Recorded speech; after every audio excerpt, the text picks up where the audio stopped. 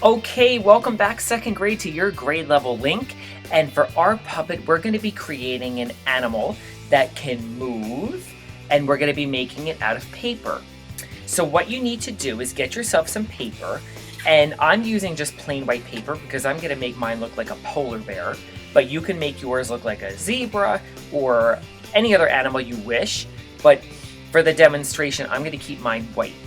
So I have some different paper. I also am going to need a stick, and if you don't have a stick like this, you can go outside and you can grab yourself a stick from Mother Nature. I also have some scissors, and I also have some tape. You can certainly use Elmer's glue like this here, or you can use a glue stick if you have more time and want it to dry. So what I'm going to do is I'm going to first create the body of the puppet. So I'm going to take a strip that's the length of a piece of paper, so it goes from the bottom to the top, and I cut it to be about the size or the width of my hand. You see how thick it is? Just to give you an idea at home. But if you're home and you want exact measurements, my piece of paper is about 5 inches wide and about 12 inches long. So if you have mom or dad helping you, that's how long this piece of paper is. So I'm going to take some tape and I'm going to roll this into a tube. Now, boys and girls, I'm using watercolor paper. So my paper is nice and strong, but I have a feeling regular paper will work. But you just might have to give it some more stability by taping it a little bit better. But I think you'll be good. So now that I have it taped into a tube, what I need to do is I'm going to just make sure that the tape is at the bottom. I don't want that to be seen.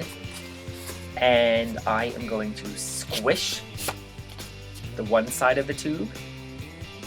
It almost looks like a teardrop, right?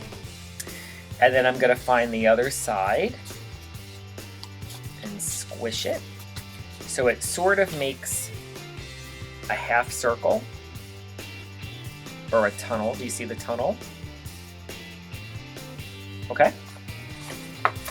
And now what I need to do is take my second piece of paper and I'm going to cut it into strips because my animal has 4 legs.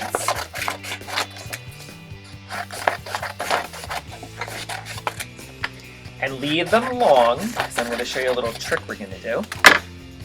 If you put them together, now, I have a pretty good eye, so look at that. My paper is pretty much exact, but you can certainly measure these out to be the same thickness. And what I want you to do is fold it one way, then fold it back the other way, and you're making a zigzag fold. So now fold it this way, now fold it that way. Now fold them this way. And you keep going until you get to the end. So do you see how it made a zigzag like that? And I put all of mine together so it did it at once. That's a little trick to save some time. Let me pan you down a bit, I'm sorry. I didn't realize I was so high up there. And I am just going to tighten these up. And I'm going to take a piece of tape and put some tape onto the top of the zigzag. And this is the body of the bear. So I'm going to tape one. There. There's his back leg. And I'm going to do that 4 more times.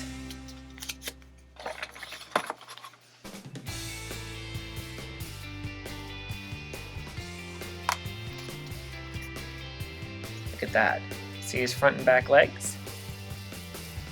Okay, so now what I want to do is I'm going to create a head for my puppet. Now, you can make your head any way you want, but I'm just going to cut out a simple little face like that. And I'm going to take some hot glue, but you can use, oops. You can certainly take another type of glue, and I'm going to tape his head to the tube. See how I did that? Now the stick part goes under where the legs are, and I'm going to use some tape for that.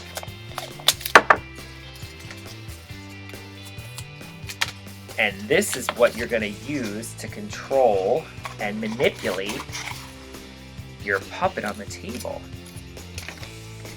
See how he can walk? Isn't that great? So let me put a little face on my bear here so you can get an idea. So I'm going to use, let's see, oh, I have some eyeballs here. And the more things that you can add to your face to give it character and life, I recommend. So googly eyes are great, and if you don't have googly eyes, you can try to find buttons, or you can try to make eyeballs yourself. Isn't that great? He needs a nose, and I think, let's see, do I have something fun for a nose? Let me look around in my studio here. I have paper. Let's see, what do I have? Anything good? Anything good? Oh, I have these green pom-poms that I've been using. So I think I'll take pom-pom and glue it on. Now there's no rule that this character has to be white, so you can certainly paint yours and add details to it, but for my demonstration, I wanted it to be white.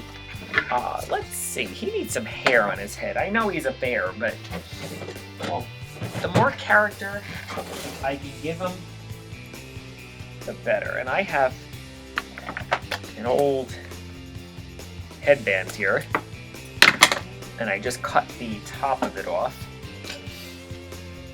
And I'm going to take a little glue and maybe glue this to the back of his head to give my animal some hair. Do you see the hair on the back of his head? And let's see, does I have a mouth on him? Not yet, so I think I'll use, I have this blue marker here. So I'm going to color the inside of his ears.